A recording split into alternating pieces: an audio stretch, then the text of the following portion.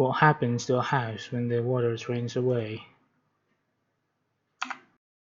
About six and a half homes, about 6,500 homes have been flooded in the UK since December.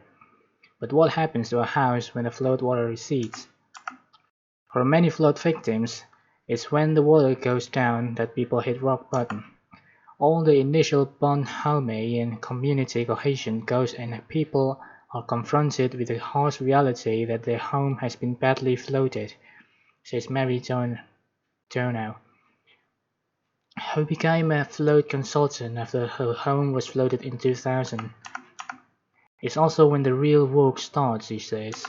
For those that aren't sure, there's a process which is project managed by a loss adjuster, according to Graham Trudgill, Executive Director of the British Insurance Brokers Association. For those that aren't, they will still follow a similar process but might manage it themselves. A loss adjuster will assess the damage, arrange alternative accommodation for flood victims where necessary, and plan the restoration process. They will look at what needs repairing and replacing. It might be skirting boards, plastering, get the gas and electricity supplies checked. Then the next step will be to remove the silt and debris, strip it out, disinfect the affected areas and dry the property out, says Trudgill. Tradesmen such as electricians, plumbers, and builders or cleaning experts will be appointed for different tasks. Trudgill says the drying out is often the most time-consuming part of the process because some moisture can be deep-seated. Specialists use drying machines, but it can take weeks or months to extract. If you redecorate soon, mold can come through, he says. When the property is finally dry, reconstruction work can begin. Property owners often try and make their home more resistant to future flooding. Hard floor might replace carpets. A wooden skirting board could be replaced with a plastic board or aluminium might be opted for when installing a new kitchen unit.